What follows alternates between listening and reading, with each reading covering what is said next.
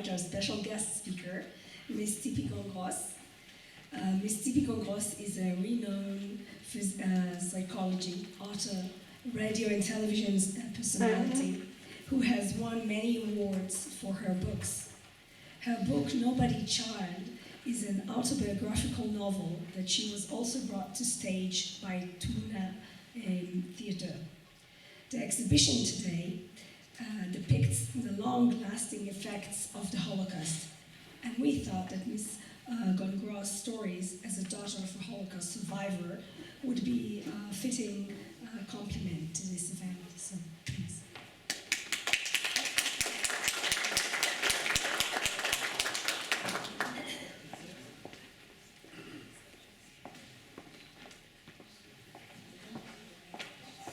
Thank you very much. Good evening. My parents, Rosa and Shlomo Gon, were born in Dubno, a small town in what is today part of Ukraine. They escaped together from the ghetto after most of their family members had been murdered. For a while, they wandered around the forest outside the town, surviving on occasional crust of bread. Then they joined a group of Polish partisans who hid them in deserted farmhouses. Then they spent several weeks hiding behind tombstones in abandoned cemeteries. And finally, they were taken in by a Czech couple, Luba and Joseph Kasper, with whom they spent 18 months of the war. First in the attic, and then in the hall, in the ground, in a corner of their farmyard. There were Czech farmers there in this neighborhood. I often close my eyes and imagine what it must have felt like to live for such a long time in a total darkness, afraid of the slightest movement or the faintest sound, totally dependent on this couple who concealed them, being kept alive on stale bread and foul water. It was Luba and Joseph who watched over them, fed them, and removed their excretions. I also try to imagine what it must have been like for this Czech couple to endanger themselves and their 2-year-old daughter, to save the lives of 2 total strangers, to be constantly vigilant in case any of the neighbors hear or see anything suspicious. These thoughts and feelings have been part of my daily life since early childhood. Our parents made sure that we never forget Luba and Joseph, and me and my brother are indeed eternally grateful, for if not for them, we would never have been born. Several years ago, I wrote a book about my mother and the last few days of her life.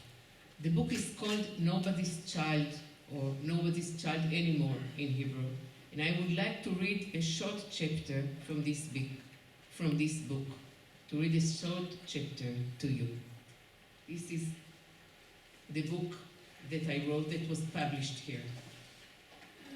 The name of the chapter is Young Couple.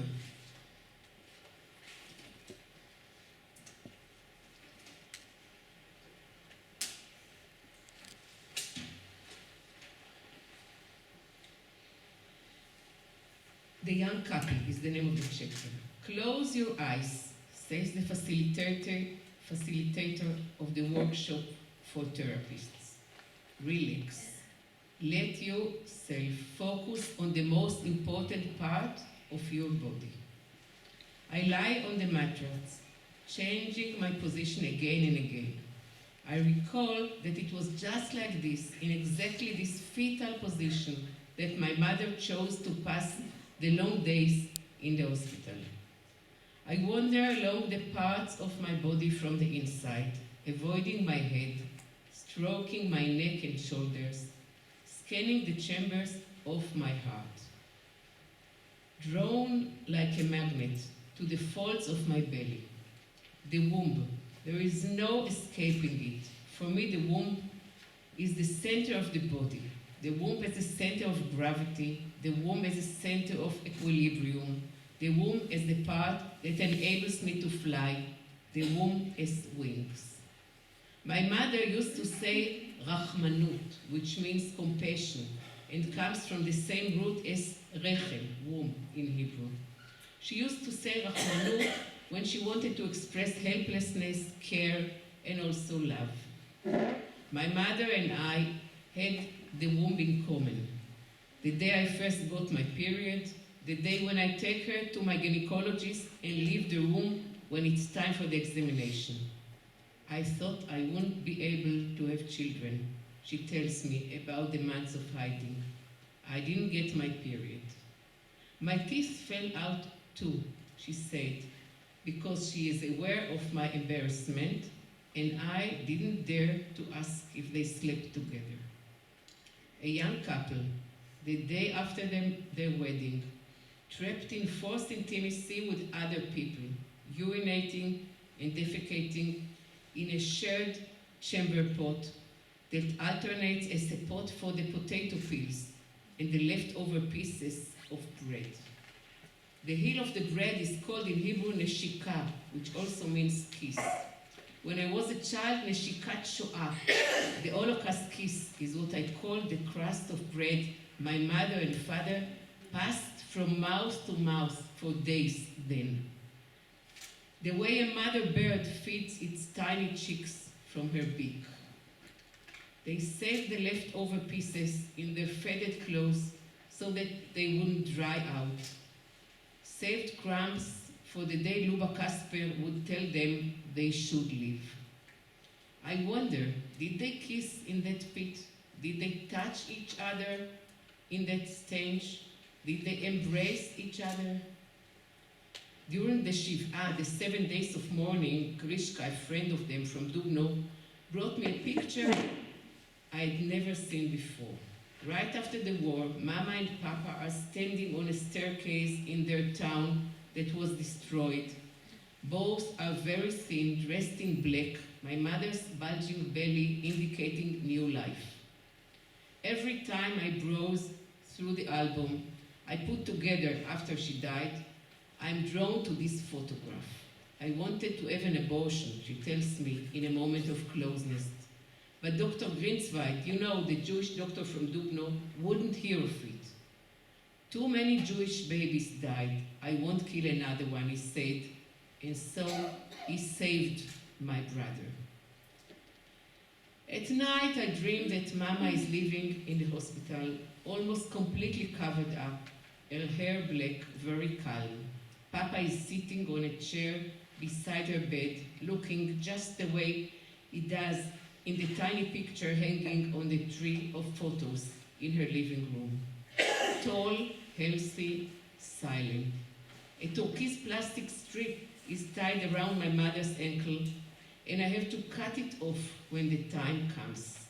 An indication strip, like the plastic bracelet they put on babies when they are born. An infusion tube, a lifeline, a cord. Only the scissors in my hand will signal the end. Do I cut it? I don't want to stop writing about Mama, don't want to part from her. I have to need the memories over and over again, but the smell of morning and the torn black clothes fill my nose. I have to knead the bread over and over again so it won't dry up, repeating out loud Mama's sardonic remark so it won't lose its intonation. What are you talking about? She asked Shlomit, my daughter, who promised Mama she would come regularly to water the plants until Grandma comes back home. What are you talking about? I muttered to myself, imitating her cynical remark, said with her last ounce of strength. I'm not coming home. The plants will be yours. Years ago, when I took her home from a doctor's appointment, she emerged from her armor for a minute and dared to ask for something. Just promise me I won't have to leave the house. that I will stay here. I want to die in my own bed. Can you please put the second picture? This is my mother when she was in high school. This is the picture which is on the book. And then another one. This is my mother before the war. And the last one is a picture of my mother with Luba Kasper 43 years after. When we went there, they are in Prague, next to Prague already. They went back to the Czech Republic, and this is 43 years after. I think that this last request of my mother, that she wants to die in her own bed, might have indicated her need for a place of her own after the humiliation she experienced in the crowded ghetto, the lack of privacy when with the partisans, and the fears and strength of the hole in the ground in the Kasper's farmyard. I often tell the story of my parents' experiences during the war and how they survived because of the bravery of Luba and Joseph.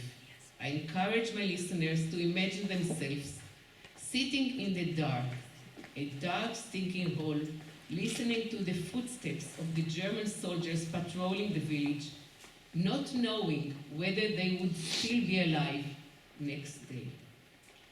But I also ask my audience to look deep into their hearts and honestly admit to themselves whether they would have had the courage to conceal 2 Jews under the penalty of certain death if discovered.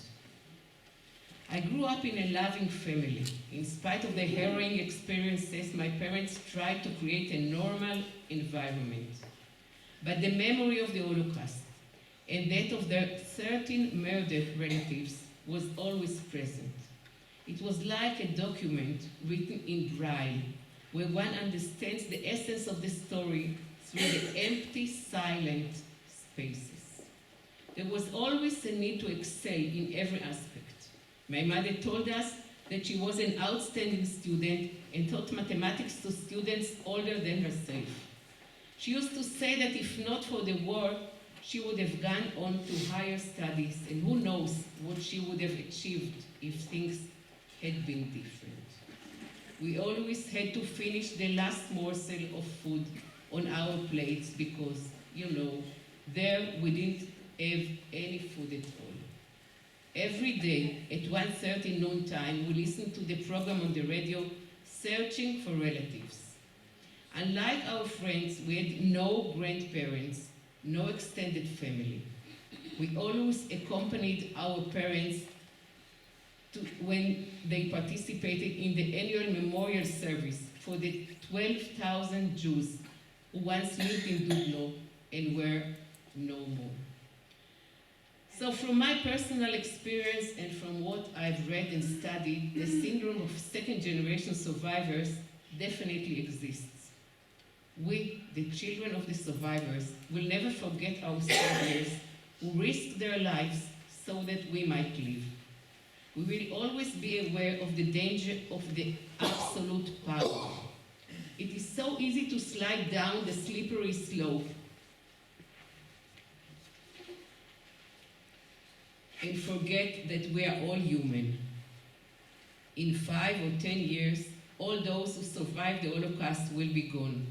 So who will remind us of our humanity? In Israel, the Shoah is always part of the national agenda. We send delegations of teenagers to Auschwitz. We publish personal diaries and monograms featuring the Holocaust. And we set aside a special day to commemorate the dead. Now, when more than 70 years have passed, our attitude to the Holocaust has become more complex.